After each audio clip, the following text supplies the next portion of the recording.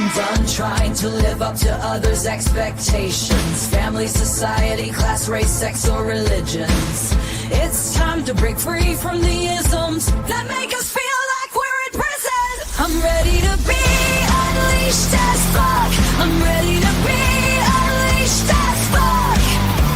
Tired of the madness, done with the sadness. Gonna break free and be unleashed. Hello, you beautiful, hopeful peeps. We are Unleashed AF, ready to drop some knowledge and insights on the not Netflix, the Netflix docuseries we watched called Adolescents. Disturbing AF. It calls out toxic masculinity. The more you know, the more likely you can identify it and unleash from it, and that's important to us. Jenny. Oh no, that's me. I'm Deidre. Who are you? Who are you? I'm Deidre Beecham, mentor. Yes, we are both neurodivergent. I'm Deidre Beecham, mentor and catalyst for women who refuse to stay stuck. I left a religious cult, came out of the closet and walked away from a 20-year marriage built on nice girl training and patriarchal conditioning. Over 27 months, I rewired my mind and reclaimed my power. And now I dare nice girls to unmask their power voice, take up space, and lead like the badasses they already are. Now it's your turn, Jenny. And I am Jenny Battig, hypno coach and human factors engineer. I empower people to tap into their subconscious superpowers, to be used for good, of course, and achieve their full potential. And welcome to Unleashed AF, the podcast where we help you own your greatness and unleash your authentic self. If you're enjoying our shows, please be sure to like, share, follow, to subscribe, all the social media verbs, and drop your thoughts or questions and suggestions into the chat or the comments so that we can see them. Or you can go to our website at unleashedafpodcast.com and go to the WWJDD page on our site. That stands for What Would Jenny and Deidre Do? And that's one way for us to find out what you're interested in, what questions you may have that we can use in future shows, etc. We do this podcast for you all, and we love hearing from you. Yeah, so, awesome. Let's hop in our in. last episode, we talked about DEI and all the shiitake that went down last week. Gosh. Let's see. It's Trump's stock market tariff manipulations, universities capitulating to the regime demands. Very disturbing. J.D. Vance making an ass of himself with respect to Chinese peasants, calling them peasants, along with the positive numbers of millions of people who participated in the 1,600, well over 1,600 hands-off protests, and that was fantastic. I participated in that as well. If you missed last week's episode, it's currently available on YouTube and Facebook, Unleashed AF. So let's talk about this past week. There's just been some disturbing things that have happened. Most recent, and we talked about this one briefly last week, which was the SAVE Act. Yeah. And of course, the SAVE Act has already passed the House, and it's sitting in the Senate. They have not brought it up. They haven't voted on it. It's just sitting there. And the SAVE Act is so devastating because it's going to disenfranchise millions of women and making it more difficult for women to vote. Right. And so part of the reason we're talking about it again is because there's still time to call your senators, write their senators, reach out, protest about it. However you're going to make your voice heard. It's not a done deal yet. I've seen several friends actually posting about things on Facebook where even though they're probably considered in a privileged class, I mean, they're women, but other than that, white, heterosexual, like everything else is they're in, the good girls club or whatever, but they're like, it is fucking ridiculous that we'd have to get this real ID thing. Like they've tried to do it, but they've been married. And so to try to get all their documentation together to even get the real ID is a mess. And like other people are like, no, this is no big deal. All you got to have is a passport. Well, guess what? Not everybody has a passport. Not everybody has a passport. I mean, I do. My wife doesn't. I mean, not everybody does. And could she get Right. one? Sure, but that's not the point.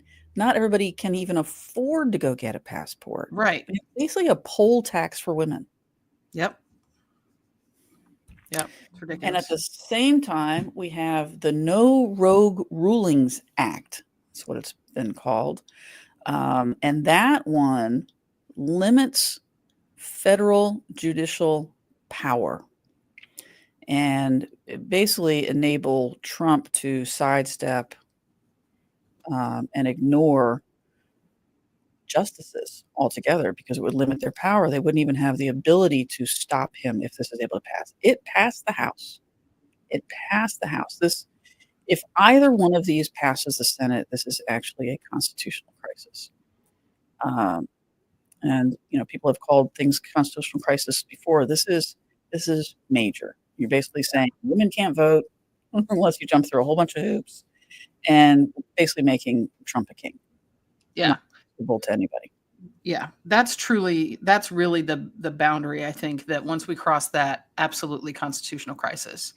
Yeah. The thing about women voting is extremely significant, but we had the Constitution and women weren't originally allowed to vote necessarily. So I'm not sure that absolutely consists of constitutional crisis, but absolutely this thing about separation of powers and stuff like that. If he's ignoring that or balance of powers across the three branches.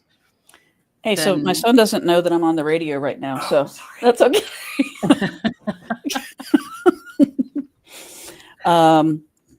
So where were we? Oh yeah, I agree with you. I agree with you. You know, if because then you're talking about eliminating balances of power. Right. Yeah, because which is the foundational basis that everything else falls onto.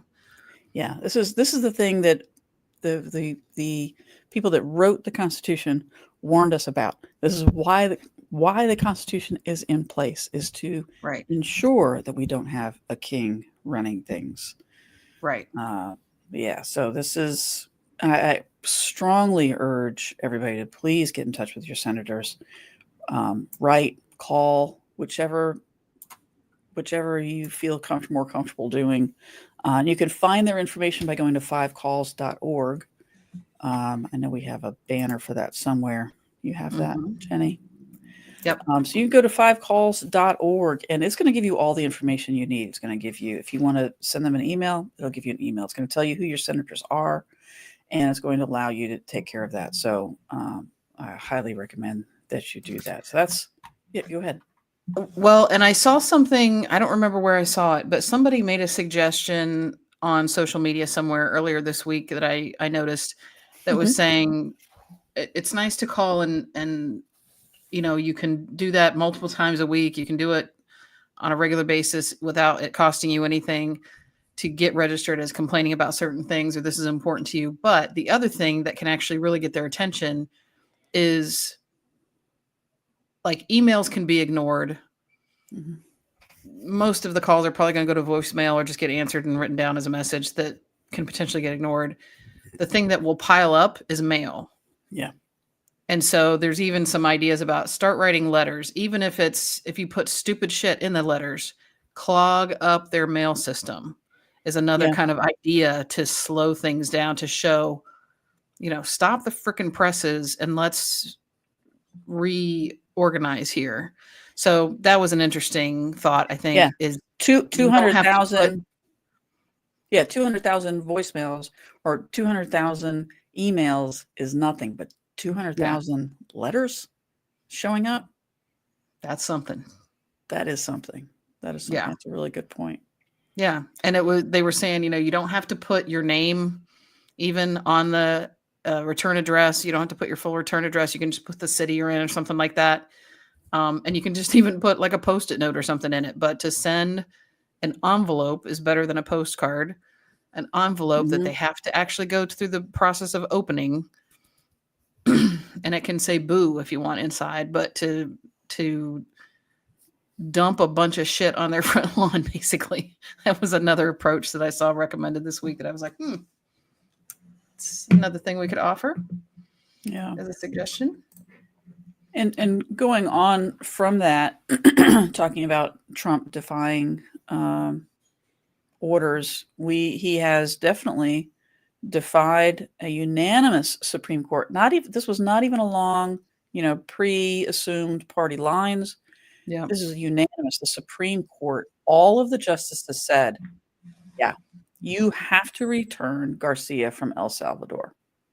You must return him. And this is one where they actually admitted that it was an error, that they deported him in error. And now he's saying, oh, can't do it. And he even had, I think, the El Salvadorian president, I guess it was, in the Venezuelan president was there, wasn't it? No, El Salvador, sorry. Yeah, it was the guy where the prisons are. And he was like, ooh, nothing I can do. Yeah. And it's just like, what? Yeah. So, and I saw this perspective, and I thought this was really interesting. The deal maker, right? Trump calls himself the deal maker. Right. I'm the deal maker. I can make all kinds of deals, but he doesn't have the power to do this deal, even though he had the guy in his office. And then one of the representatives, I can't remember which representative, went down to El Salvador to see if he could talk to Garcia. Mm-hmm. And we do now have images now, video now, of him supposedly meeting with him. So as far as we know from what we have seen, he's alive, but still can't bring him back. Yeah. Well, and the other point that I've heard made several times this week is El Salvador isn't just doing this for free. We're paying them for them to house these prisoners for us. Our tax dollars are paying for his unlawful imprisonment in another country. Yes. Yet he claims to not have the power to be able to pull the strings to get this guy back, which is absolutely ludicrous. No. Absolutely ridiculous. So he's just, it's a big test case in terms of what can I get away with?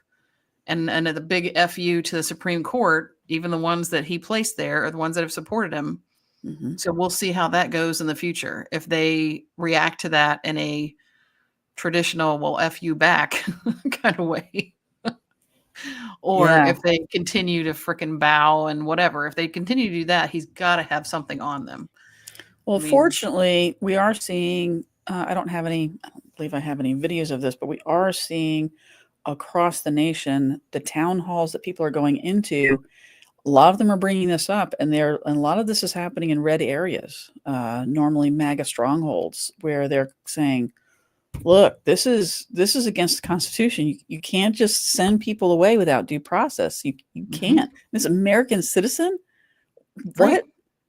And so I'm grateful to see that it is starting to wake some people up we have a problem here. Yeah. We have a problem.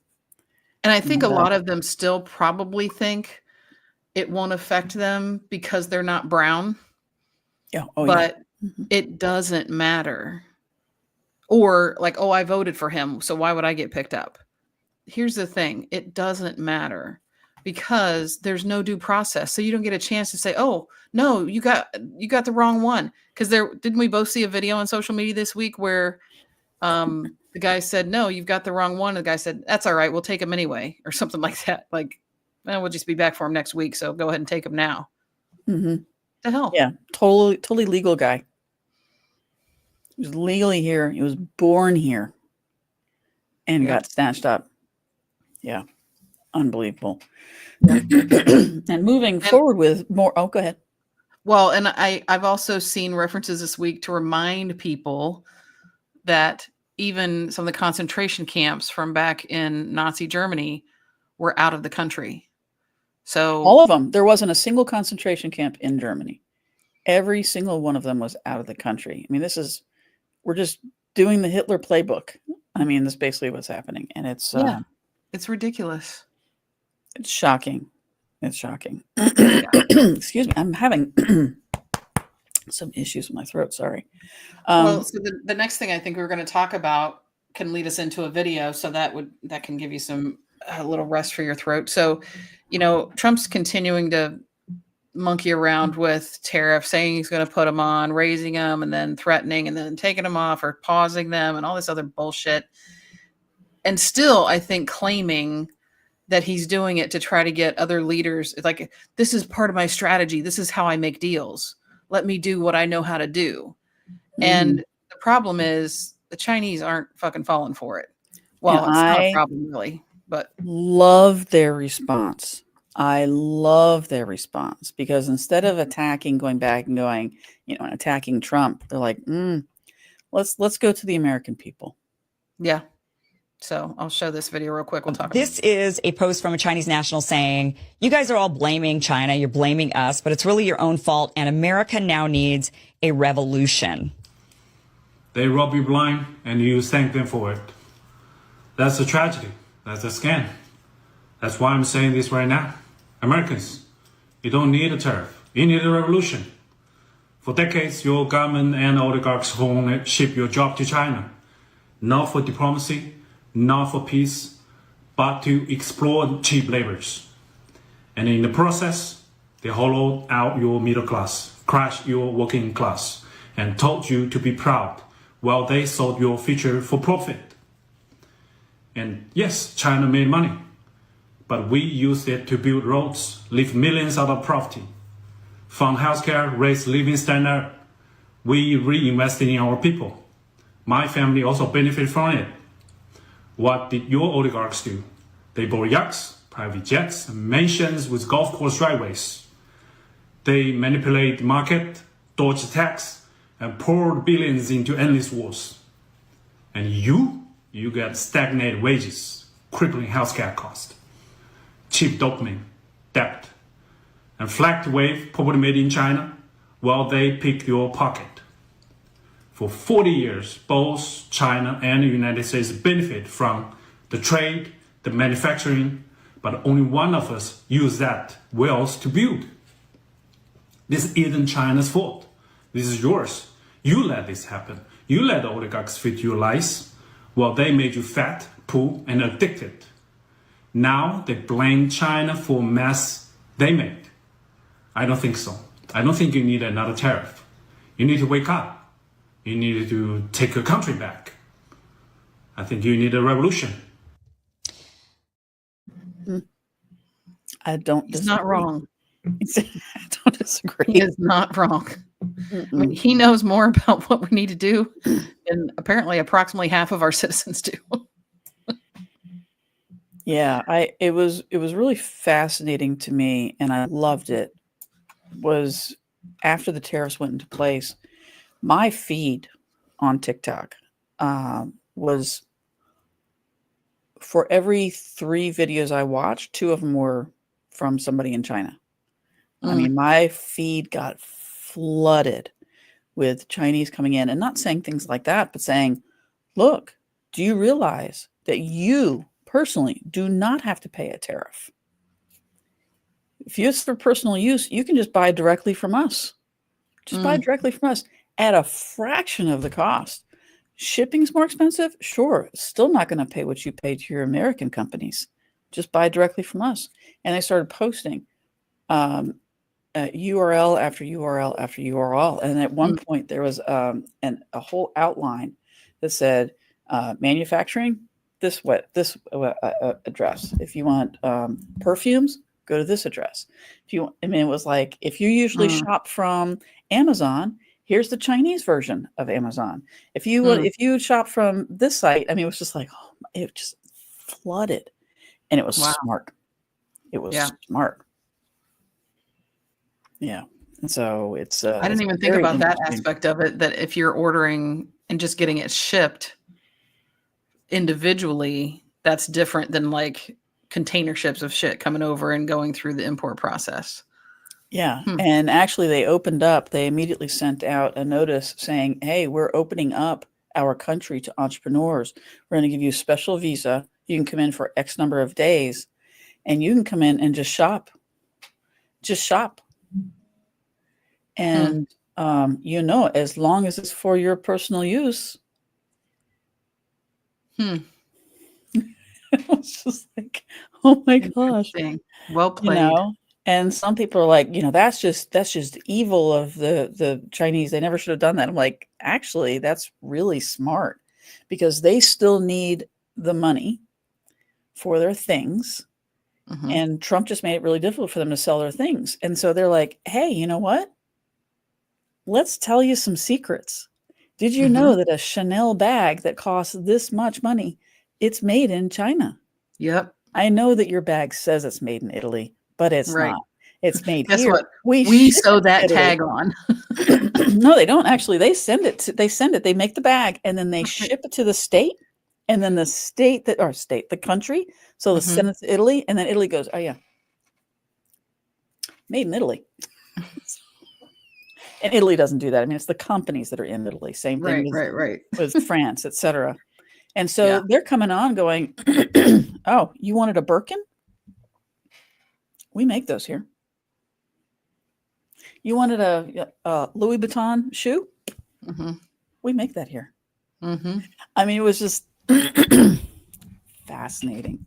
Yeah. And all kinds of stories came out about the fashion industry and how it was white supremacy capitalism, basically. Yeah, for sure. Very interesting. And I think, I love the fact that he said this has been happening for years. This is not like new. The thing that potentially could be a silver lining to this whole mess is that it was done in a way that I think a lot of people didn't realize it. And they were just thinking, oh, well, that's just market fluctuations, or that's just what happens. And, fashion gets more expensive or whatever. They've been, corporations, and it's because they've got money in politics.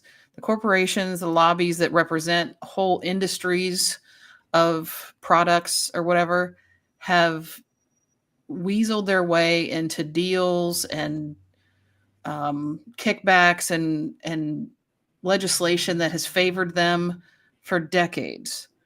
And so hopefully it becoming this flagrant and obvious will be what helps educate enough of the public in the US that we can realize that's what we should focus on. That's part of what, from what I understand, the AOC and Bernie tour is about. When they're coming around doing their talks, like fighting the oligarchy, that's part of what they're focused on. It's not just about Trump. It's about this system. We're broken at this point. We have to admit it's broken. Yeah. The democracy, the American experiment has come to a crashing failure. We have to reinvent. We have to change how things are going because it's not working anymore. And I've heard a lot of good things from, I've seen a few interviews lately with Pete Buttigieg where he's talking about the same kind of thing. So it's not like AOC and Bernie are the only people that have realized this in government. There are others out there too. And so I'm hoping that just more and more of them continue to speak truth in the interviews they're in, when they're speaking publicly, all those things, so that people start to hear it more and more and it starts to sink in. And because that's truly, really at the root of the basic fundamental changes that need to happen if we have any hope of coming out of this with still a democracy that will work going forward. The thing that's positive, I think, is that we're starting to see, not only are we seeing people in the Republican Party saying, okay, this is not working. And we're seeing MAGA people going, okay, that's not what I voted for. Now, you still have the diehards that are just like, burn it down. Yeah. But there are the people that are going, this is not what I signed up for. I didn't sign up for American citizens being sent away to another country without due process, and then telling us you can't get them back. That's ridiculous. Right. I think a lot of people didn't sign up for losing % of their retirement. Yeah. And but something really interesting happened this week, and this is the first I've heard of this. And this was a Republican out of Alaska. Her name is Senator Lisa Murkowski. And I just want to share a little bit of this because it gives insight into what Republicans are facing.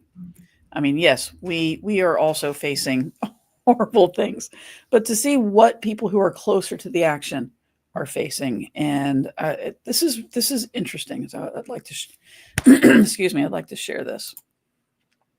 Part of what I have been doing with my team is just trying to listen as carefully as I can to what is happening and how it is happening and the impacts that it is having on the ground. And we're honest up front in saying we don't have all the answers, but we're trying to unlock at different opportunities and in different ways as much as we can. And it is as hard as anything that I have been engaged in the 20 plus years I've been in the Senate. What are you going to have to say to people who are afraid, or who represent people who are afraid? We are all afraid. Okay?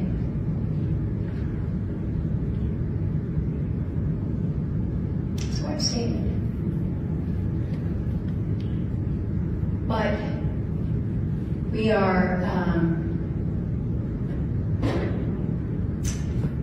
we're in a time and a place where I don't know, I certainly have not been here before. And I'll tell you, I'm oftentimes very anxious myself about using my voice,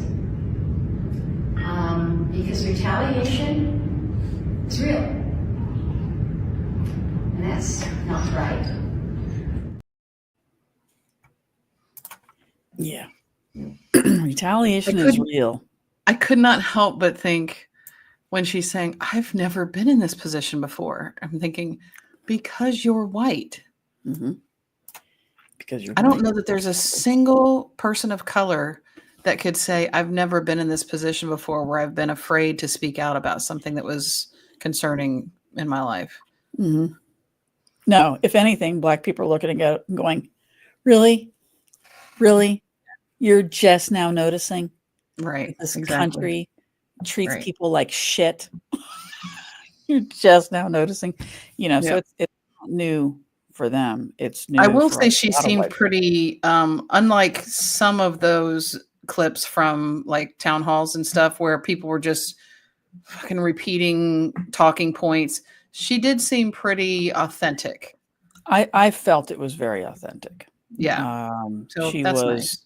She seemed shaken Mm-hmm. and allowed herself to show that she was shaken. The fact that she shared that she's scared as well, that she insinuated that other people are also scared in Congress because of the retaliation. And when we're talking about, this is a real thing. Let me just share this real quick as well. This was, I call this the Trump overlord, but hang on, take a look at this. There are laws on the books that make it a criminal offense to shield or harbor illegal immigrants, like the sanctuary state city leaders have been doing. Do you think they should be prosecuted to the fullest extent of the law and possibly put in prison? Absolutely. And hold tight on that one. Because it's coming. It's coming. I've been clear on that since day one. The sanctuary city can sit by and watch their communities get ravaged by illegal aliens. They can watch young women get raped and murdered. Trump administration is not going to stand for that.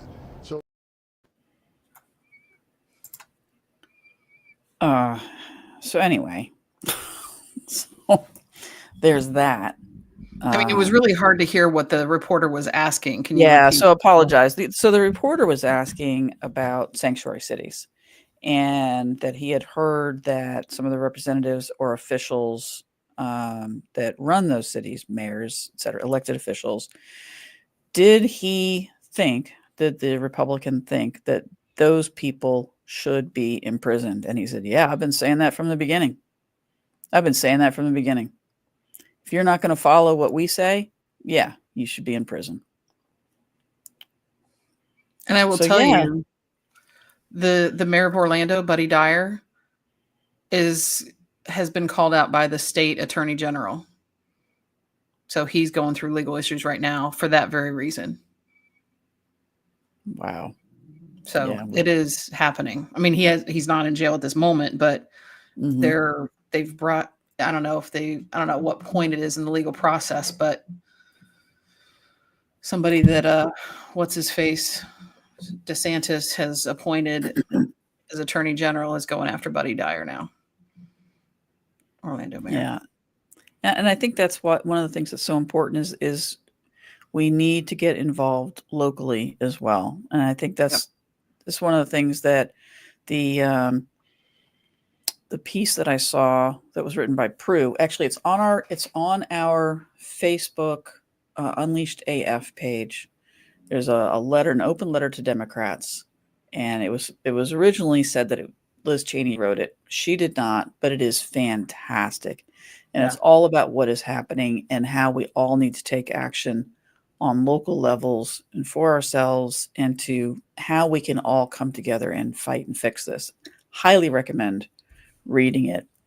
And since we're kind of going on to more positive stuff, I do want to end this section of what we're doing today on a positive note. I know we both do, which is, last week we shared about how universities seem to be falling one right after the other. It felt like dominoes. It was like once one fell to the Trump regime and said, Columbia was the first one. Columbia said, yeah, we need this money that we're promised by the government, so we're going to capitulate and do what Trump says. And then another one did, and then another one did, another. So it was so wonderful to see this week. Harvard.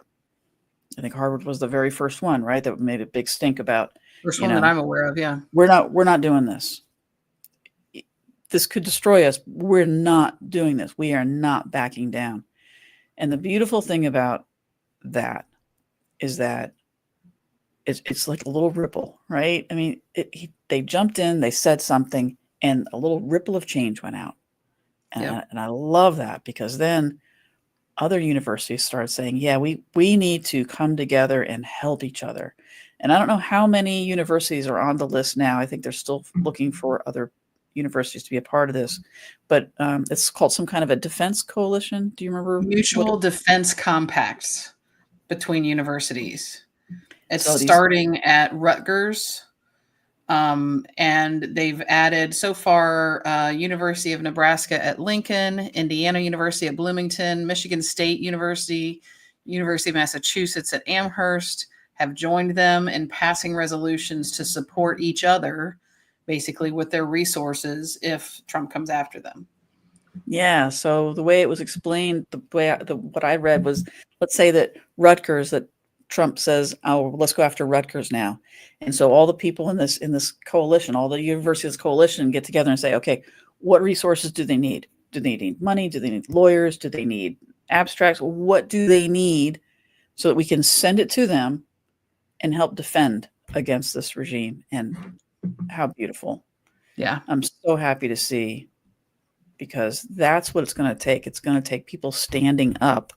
Just one of the lessons from On Tyranny is we have to stand up and fight and stop capitulating before it's law. I mean, just fight this as much as you can. And so it's nice to see some of the, it's not only been them, it's also been lawyers. There have been different lawyers that have gotten together. What do you call them? They're called offices. Lawyers' offices.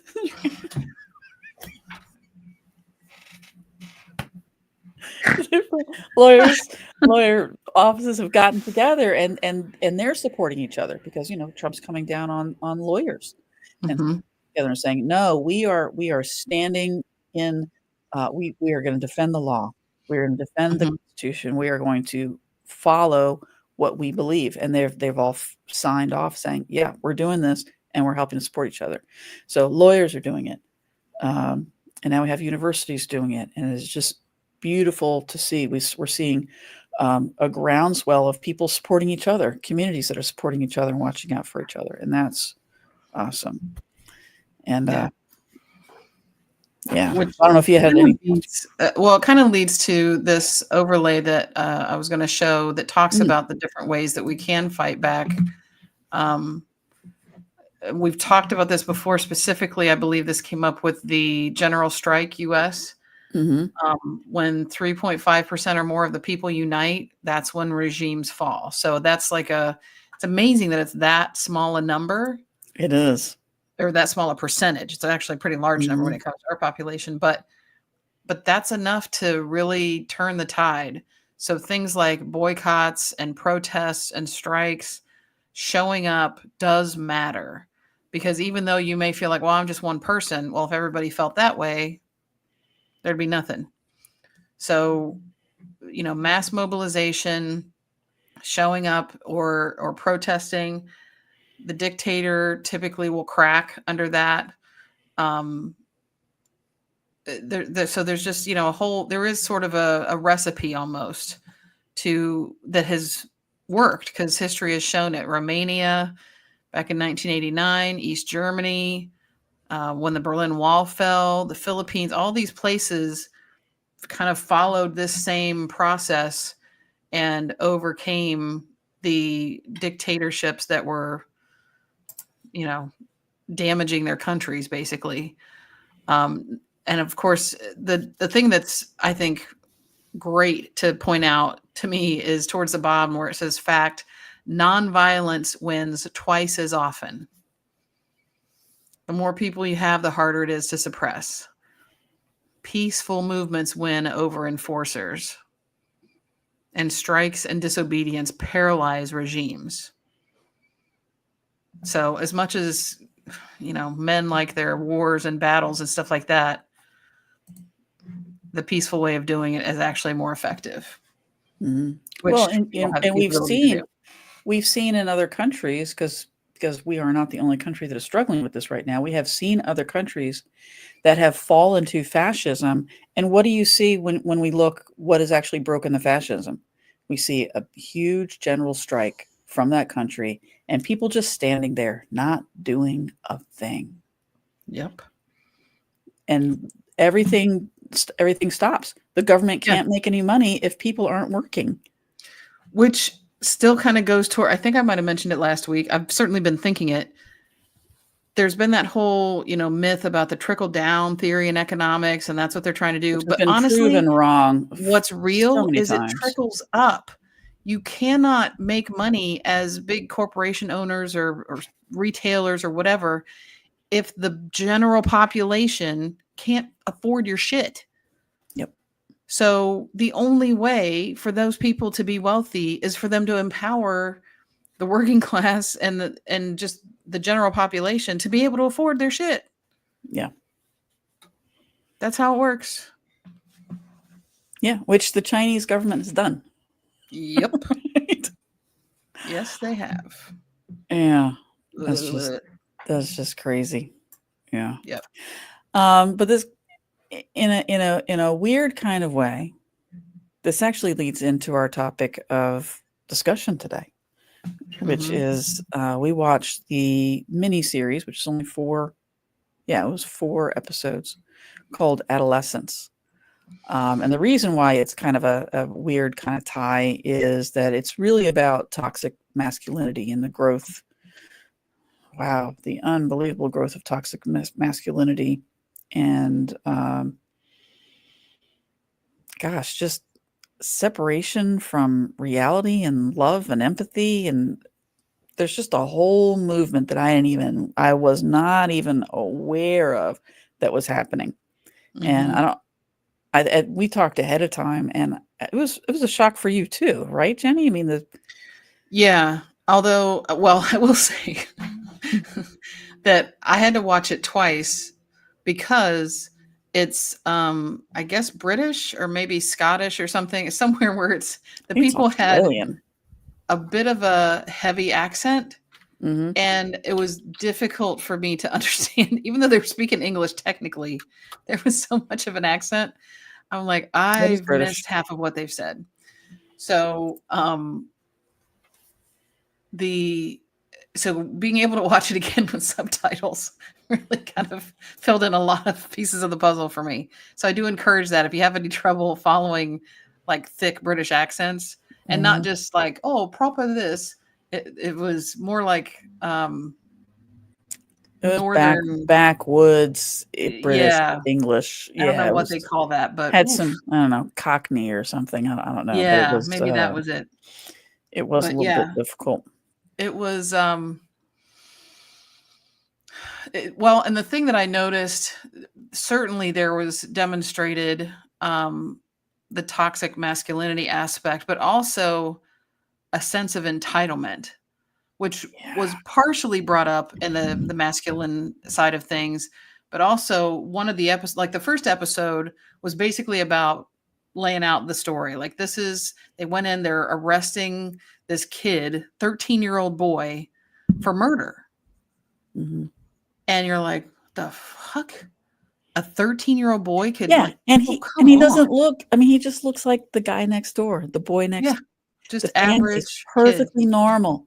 The family's Yep. perfectly normal. I mean, dad, mom. There's a sister too, I believe. Mhm. The son, perfectly just kind of normal little family. Average little neighborhood. They're And then not living in the slums or anything. Just no, middle America. dad And has a job. sorry, He's a plumber. middle England. Yeah. Yeah. Yeah. His dad has his own business as a plumber, And suddenly their doors bust in, and there's cops all over the place, and they're arresting the son for murder, under suspicion of murder. It's like, yeah. what in the world? Yeah. And so it's just sort of like the process in that first episode of the process of him getting arrested and them getting taken into the police station, I guess, getting a lawyer, hearing the evidence they have against him, which turned out to be video evidence. And here's the surprising thing, and we talked about this as well, is that they had a video. So to me, I'm thinking, well, it's a done deal, right? I mean, they've got a video. Why do we need an episode 2? Right. And it kept going on. And it wasn't until the 4th episode where he says something about, it's not me. Maybe it was the 3rd episode. And one of the episodes, I can't remember. And he's like, that's not me. It's not, he's always saying it's not me. It's not me. Or I didn't do it. I didn't do it. I did nothing wrong. I didn't do anything wrong. I didn't do anything wrong. Nothing wrong. That's the thing. Nothing wrong. And then they show him the video and he's just like, it's fake. It's fake. They can fake anything these days. Fake news. You can fake anything. And I just had this moment of, oh, shit, I didn't even think about the legal implications. I mean, we've talked about, and I thought about, of course, all the actors and actresses are all upset because, you can duplicate people's faces. And I hadn't thought about the legal implications of video. We've been relying on video for how long to help back up DNA evidence, et cetera. Yeah. And that's always been, that's convictable. I had not thought about what if you can't use video anymore? Yeah. Holy moly. I mean, that shocked me. And I just hadn't thought about it. Yeah. What were some other surprising things for you, Jenny? Well, what I was initially talking about in terms of the sense of entitlement really showed up mostly in the 2nd episode, which is where the cops go and talk to the other kids at his school. That These was kids, eye-opening. oh my God, in so many different ways. And I assumed at first that it was a private school. And I'm like, oh, these are the elite kids that think that they can do whatever they want and get away with it. It wasn't. But I later found out, now it might have been, they didn't really clarify, but the kids had Most likely uniforms not. on. Considering middle America and where they were and the fact that the father is a plumber, most likely not a private school. Right. Because even in public schools in Britain, they wear uniforms. So I thought because the kids were wearing uniforms, it was a private school. But these kids just walked all over the teachers.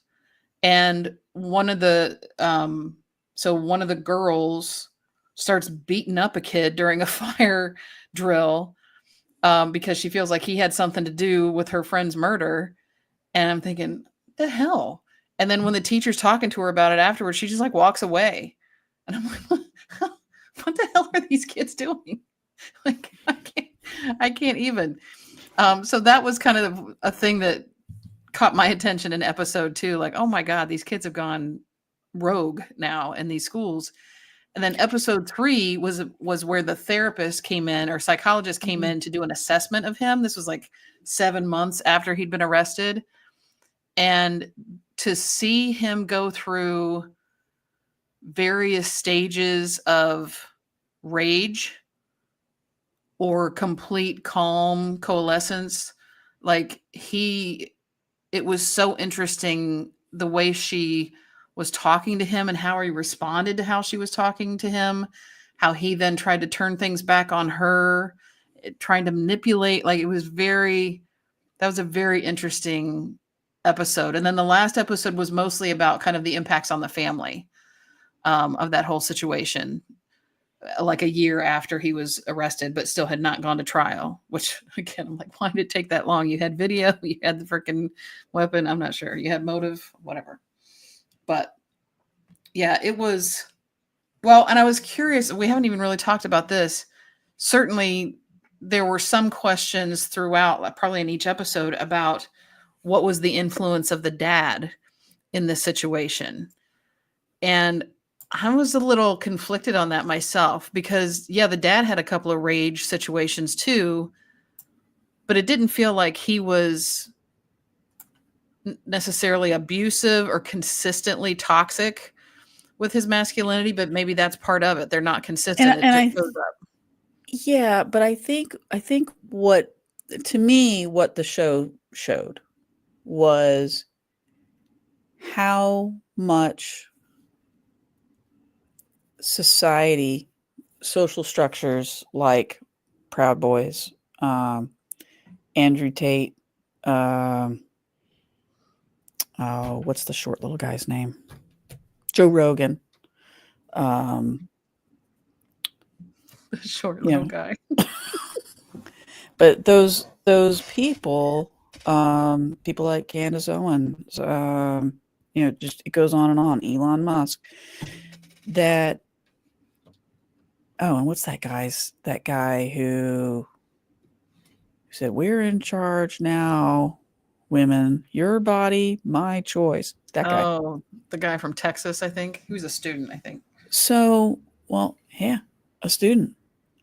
A college student, I believe. To see how much these kids, these boys in school, had been influenced by this type of ideology of, men are superior, women are shit, I should have every right to have sex with whoever I want. And it's just women are just uptight and, they just, it was just, I'm over here and you're over here and I need to dominate, or, it was shocking to me how different. I mean, I knew that school was different. Like when my kids were growing up, now they're in their mid to late 20s now. But I knew school was different. The kids told me, some of the things that they were facing.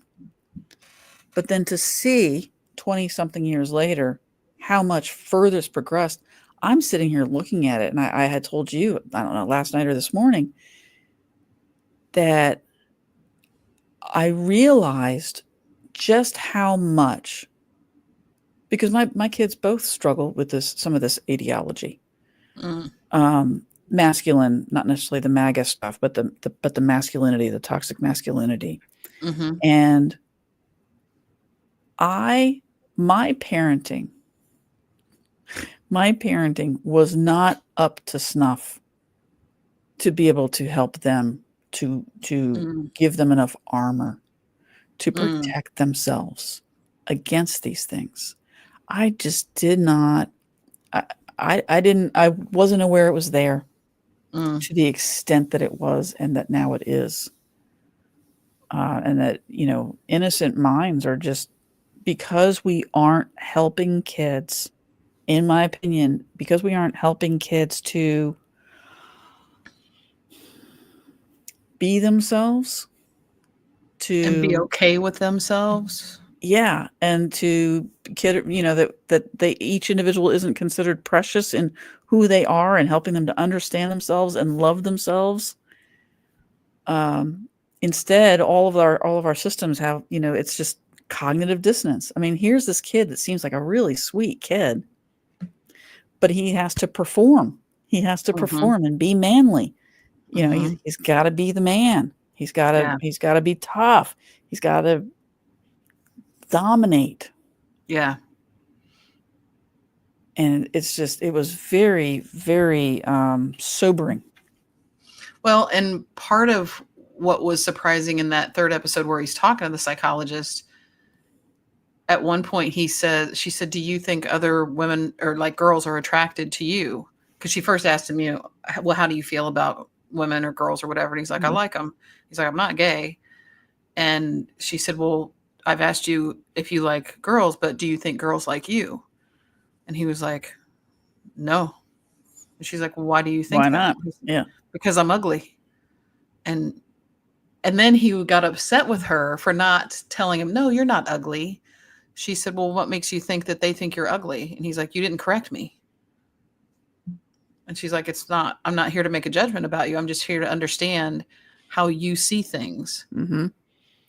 And so that's one of the things that set him off. He's like, but you're supposed to say that's what a common person would say. They would tell me I'm not ugly. Like he needed that reassurance so bad. He is looking so much for external validation. Yep. And I used to think that, that external validation was primarily focused on women and that men suffered from that, but that it was mainly women that were being forced into this, cognitive dissonance. To see that that's not true, that it's actually so big that the cognitive dissonance that's being felt it's both sides, and which makes everybody susceptible to outside forces. Yeah. If you And don't have a strong sense of self, I think you're one of susceptible. the differences in how young males and young females take that kind of judgment is young males go into fight mode Mhm, and young females go into freeze mode. mhm. Yeah. Not all of them, obviously, but in No, general. but I think that's a fair generalization. I do. Mhm. And part of that, I think, is influenced by societal expectations, just like the judgments of Mhm. looks and stuff like that is societal expectations. Now, you were talking about the school episode kind of opening your eyes to some of the things that your sons were probably exposed to that you weren't aware of at the I had school. no clue it was that bad. Yeah. But also considering looking back, you recognize the cult type of religion, or religious surroundings that you were in. Do you feel like there were aspects of that were influencing them too? Into toxic I'm masculinity sure ideas? Or? I'm sure that some of that, because I certainly raised my kids in the church when they were young. They were pretty much born into the church and were part of the cult that I was in. Oh gosh, for 8 years. So certainly in their formative years. Well, that would be my older son. My younger son, less time. So I'm sure that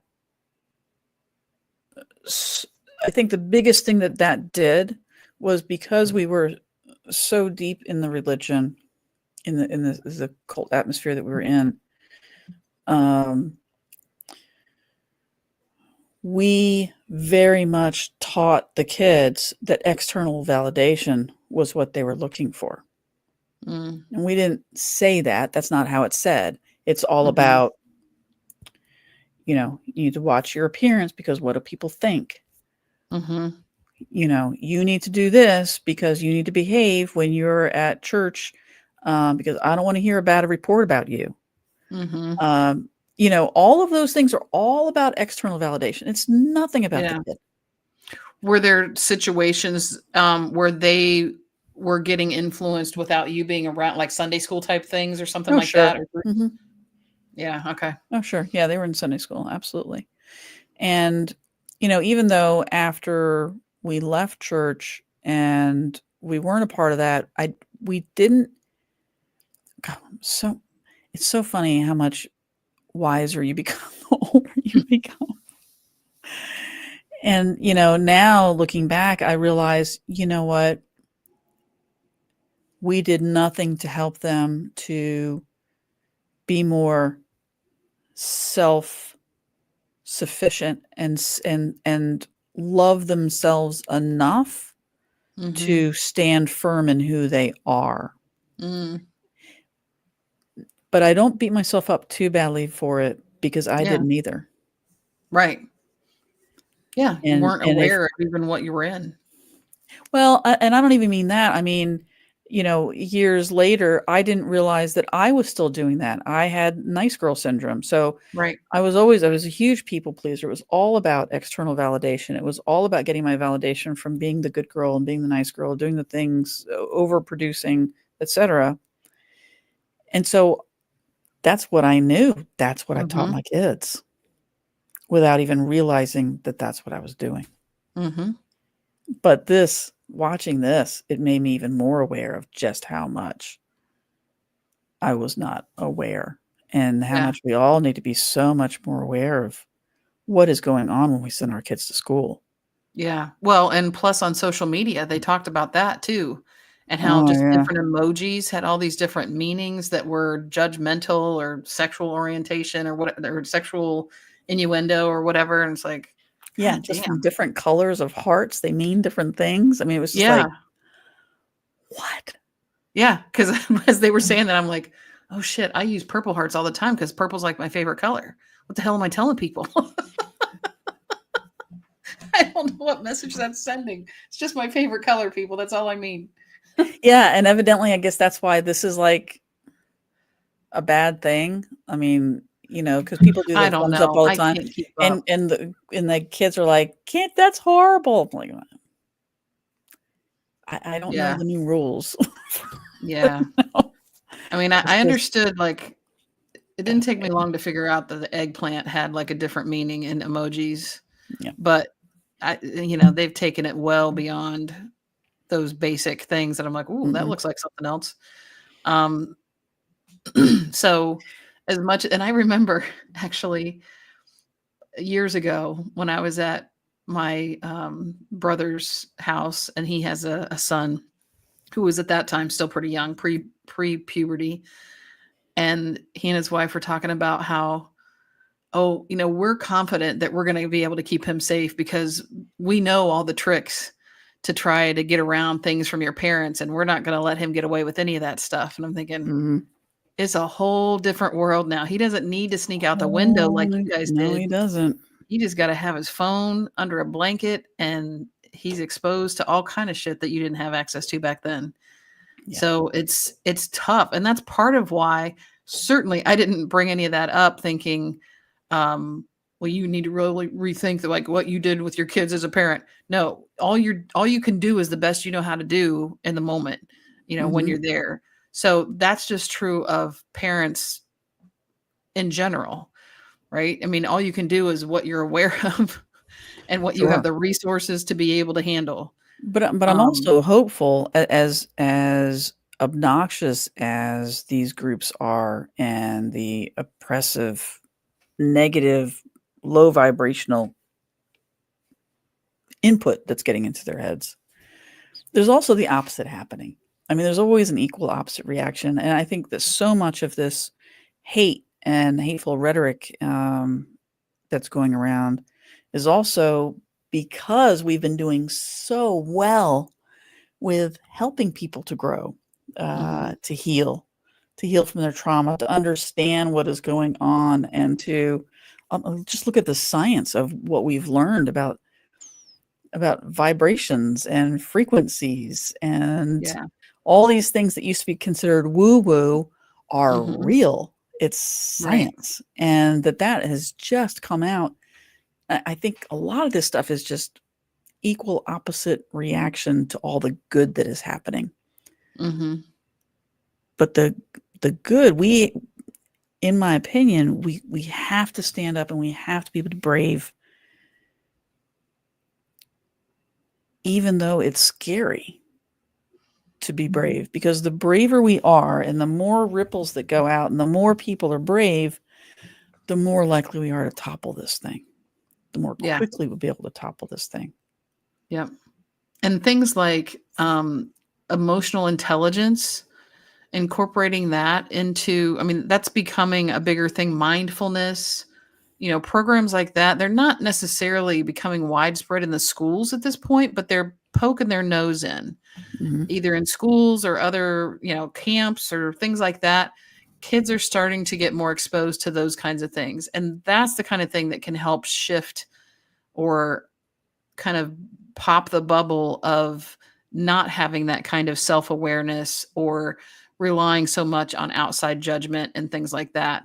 And so I actually wanted to dig into what really kind of defines or what makes up toxic masculinity. And so some of the things that came up when I looked into that were emotional repression. So, a lot of times, even as young boys, they can be encouraged to or discouraged is probably the better way to put it, discouraged from crying or showing any kind of feelings or whatever. Yeah. So that gets planted as a seed pretty early on for a lot of boys, which, aggression, the other side of that is aggression and physical toughness are supposed to be how you handle things. And combine the two by just this one thing. You just say, quit your crying. Be a man. Man up. Grow some balls. Yeah, grow some balls. Yeah. Yeah. What are you being a crybaby for? Yep. You sound just like a girl. Yeah. Yep. And then the other thing that leads to is like hyper independence. So they're not supposed to have to rely on anybody else. A man should be able to do everything himself, never have to go to a doctor, never have to, go to a therapist, never have to rely on anybody else. I can do it all myself, which ain't true for most men. Certainly you're not going to have a family by yourself. And then, the sense of entitlement and even sexual dominance. Yeah. That's, I think, reinforced quite a bit in different aspects of society, really. Yeah. And not even, and more, from society, but also specifically from some of these people that we were talking about, Andrew Tate, like the Andrew Tates of the world. Yeah. Who are saying, well, women should just, shut up and get in the kitchen and cook us some food, stay in their place. And then give us sex when we want it. I mean, that's the way it used to be. Mm-hmm. It's like we're not even people. Yeah. Yeah. Yeah. So, and even things like that can, of course, bleed into homophobia because that makes you less of a man according to, Oh, yeah. And remember, that was one of the first things he said, when she said, are you attracted to women? He's like, I'm not gay. Yeah. I mean, just defensive, just like, right. Like I absolutely have to make sure that I am a man through and through. And in reality, without his expectations and everything, some 13-year-olds haven't gotten attracted to anything at that point. Yeah. Right. I mean, it depends. Some kids get that little boost of puberty or whatever that starts to make them care about who they're attracted to later in life. Some of them get it earlier. So that was a legitimate question. Just, you're 13. Are you attracted to girls? Wasn't necessarily saying if you're not, you must be gay, but that's what he assumed. That's what he had to defend himself against. Yeah. He had to defend himself from what somebody else might think of him because he needs that external validation because he doesn't have any internal validation. He was so lost. And then at the very end of his discussion with her, when she said, this is our last session, and he was like, no. Yeah. It can't be. You need to come back. And he was like, I like you. And he's like, not in that kind of way, but I like you. She's like, wasn't thinking he liked me in that kind of way. Mm-hmm. But he asked her repeatedly, do you like me? Do you like me? And she just wouldn't answer. She's like, my job is to assess you.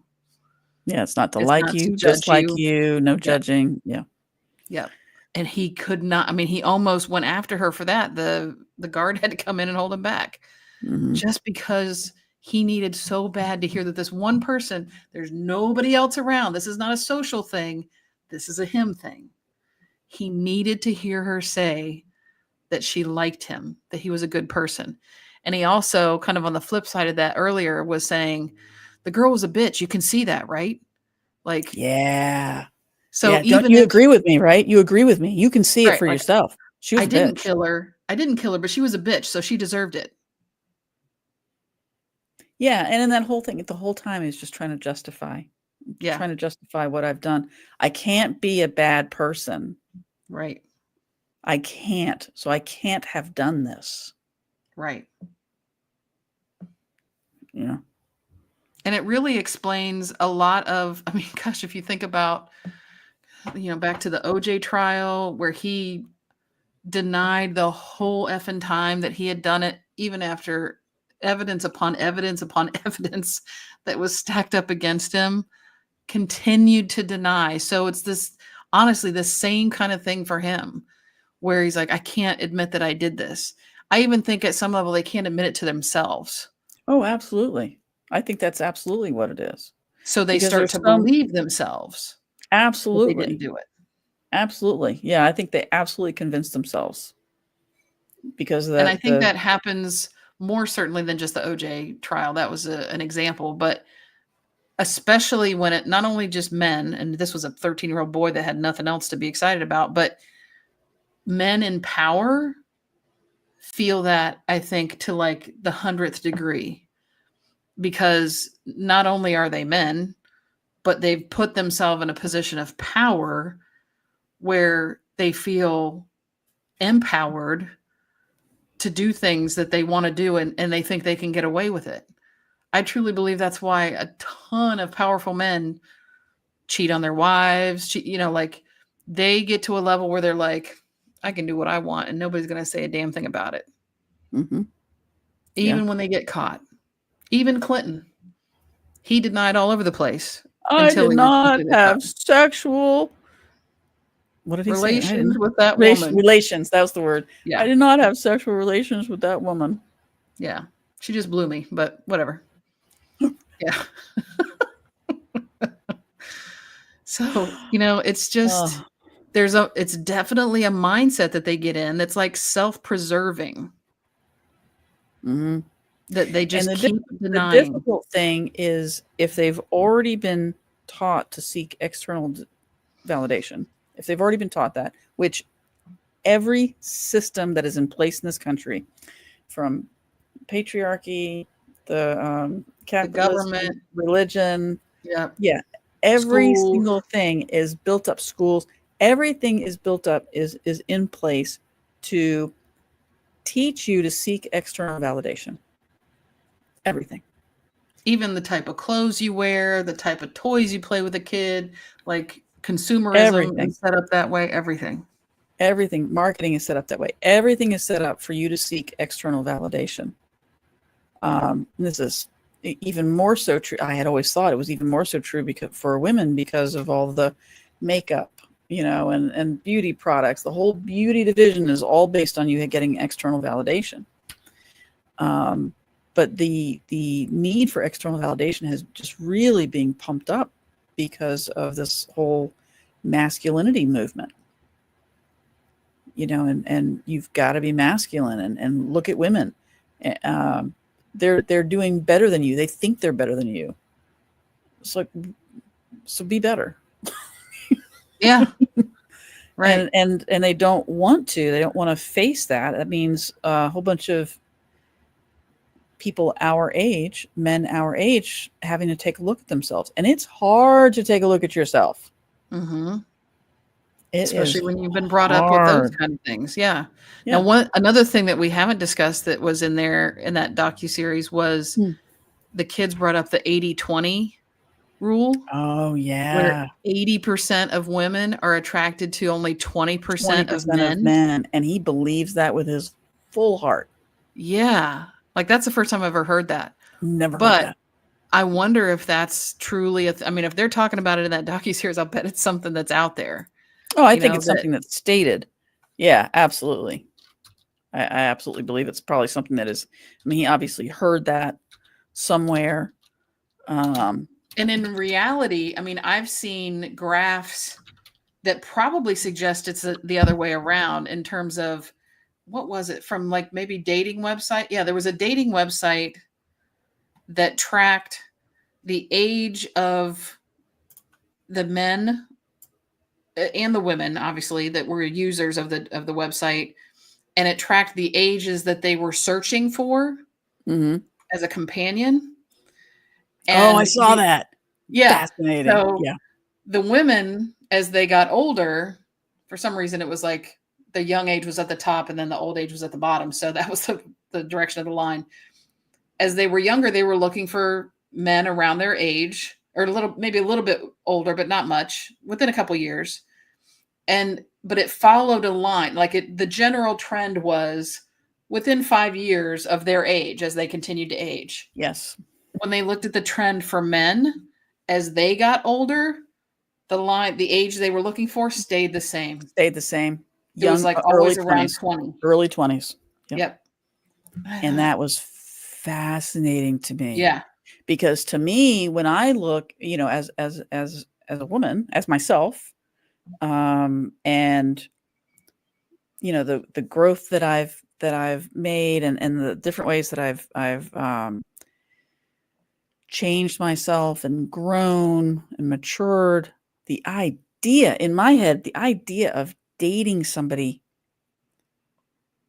even in their early 20s, forget it. even 20 years younger than me, that's just insanity. For me to date somebody in their 30s just is like, what? But to date somebody in their 20s, are you kidding me? I'm out. That doesn't make any sense. What kind of conversations are you having? Yeah. So part of what that might reveal is the maturity process of men, because sometimes they don't really mature past early 20s kind of conversations. Yeah, I want to have. They don't want to have conversations. Yeah, I want to have deep conversations. I want to know. I want to know deep things. I want to talk about the universe. I want to talk about things we're thinking, things we're feeling, what's going on in the country. How do we combat this? How do we keep ourselves? You're not going to have those kinds of conversations with a 20-year-old. Well, few and far between, that's for sure. Yes, few and far between. Yep. And so that, to me, was a fascinating look into the psyche of men. And just shows another way, I believe, that men are damaged by this whole role thing, by this whole, I have to be me, He-Man, I protect, I serve. And it's like, what about you as a human being? Who are you as a human being? Yeah. Who are you? Yeah. Oh, and the one other thing that was interesting about that we haven't really talked about yet, when the psychologist asked him about, she'd asked if he had been attracted to the girl that was killed, and he was like, no, she was flat, like she was flat chested. So no, I wasn't really attracted to her. But then when he said that he had actually asked her to go to, like, the fair or the dance, like there was some event that he asked her to go to with her because somebody had circulated a picture of her topless, and he said, oh, well, she must not have a good opinion of herself, so she may be more likely to say yes to me. Yes. That he was looking for weakness. Yes. In order to find an in. Yep. Yeah. Wow. Not, I need to find the person that's good for me, so that we can have this reciprocal relationship and we can help each other grow. Nah. I just want a woman, and I need to trick her and manipulate her, and she's weak right now. So, I could get an in, and maybe she'd date me. Yeah. What in the world? Yeah. The manipulation. And then the fact that she said, no, I'm not that desperate. I felt like, well, there's your motive. Yeah. Wow. Yeah, Wow. it was. Yeah, There was it a was lot very, packed very into. interesting. It was a lot. So in conclusion, I'm going to say, if you're looking for just, some light fare, something to watch, just pass time, Adolescence is not it. It's No, don't not watch it it. as like I'll go to sleep to this show tonight No, no. because I This, want to have some good dreams. no. No. But if you're really interested in what is going on with men in society, with the new ones that are coming, the kids that are coming, and what they've gone through in school, and what's happening Yeah, to your kids when you're in public school, it's a wake up holy call. cow, that is a Yep, wake up. That is eye opening. And I agreed. am 100% behind my son and his wife homeschooling. I wasn't before, but I totally am now. Yeah, It's not my decision, but I'm 100% behind it. I'm yep, 100%. And wow, that was yep, crazy. Oh my goodness. So yeah, that was interesting. yeah, And I'm sure we could keep talking about it. We could probably talk for a few more hours about it, but we need to get going. yeah. And let's see, is there anything else we need before we wrap up? We can just mention Oh, yeah. tomorrow's another strike day. Mm-hmm. So look at 5050.1 to find an event near you, or so that's one place to look because they're trying to gather information about strikes happening all over the place. The other Mm-hmm. place that we've found actually that we really want to encourage you guys to check Really out love. is mobilize.us. This is my new favorite website to go to Yeah. to find events and different ways to help fight for our democracy. Right. Because the nice thing is about that website, you can even filter on the type of thing that you want to protest or that you're interested in supporting. And they'll it show takes you. and based it on your looks at location. where you it takes where you are and shows you the events that are near where you are, and that Mhm. is so cool. Yeah.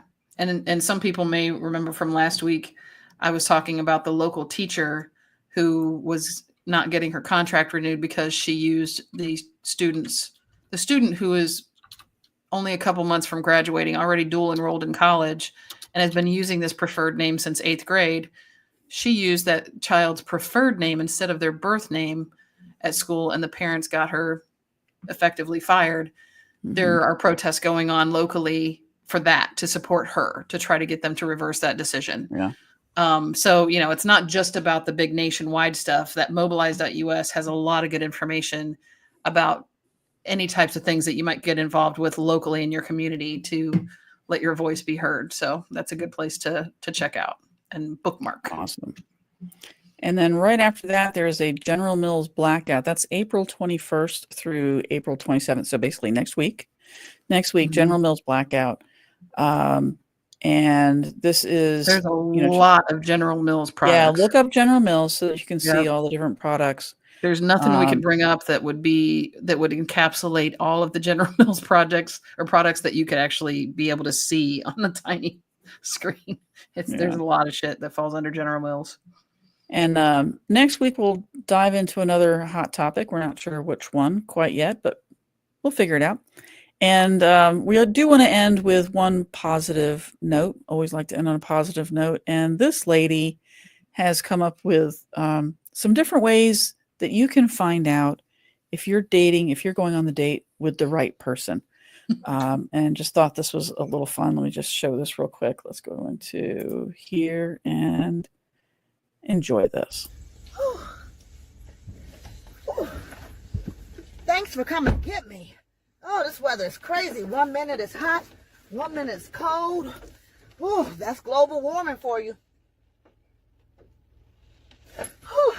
I had a really great day with my students today. They're really enjoying this book we're reading. I Know Why the Cage Bird Sings by Maya Angelou. Oh, good day today. I have some students who want to join the Air Force, so I showed them some videos about the Tuskegee Airmen. I'll be glad when we get a day off. I wonder when our next day off. I think it's Indigenous Peoples Day. Whew. Tiring day. Do you mind if I turn some music on? Okay, good. You really about to do it? 40 acres and a mule. This is bigger than the music.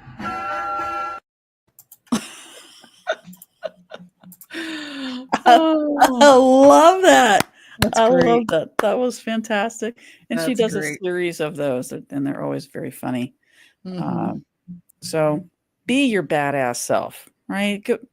It's easy to get overwhelmed and feel afraid, but there are a lot of people out there doing incredible, amazing things, and we need to be around them and showcase them and highlight them, because that's how we're going to get our bravery and get out there and do things ourselves. Because I still believe there's time. There are a lot of people fighting this. Your voice needs to be heard too. And we thank you for joining us very, very much. Anything else you want to share, Jenny, before we head out of here?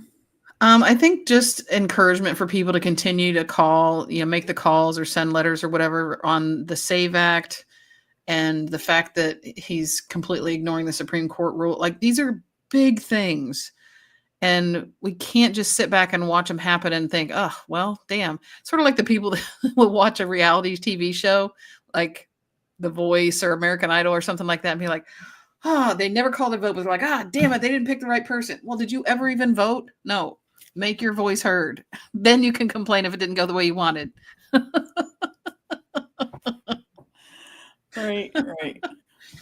Yeah, that's great. Yeah, so thank you so much for joining us. If you enjoyed today's episode, subscribe, follow, share. Got a topic or question, want to be a guest, please go to WWJDD on our website, unleashedafpodcast.com. WWJDD is What Would Jenny and Deidre Do? We'd love to hear from you. And until next week, please keep getting unleashed AF. Take care. I'm done trying to live up to others' expectations. Family, society, class, race, sex, or religions. It's time to break free from the isms that make us feel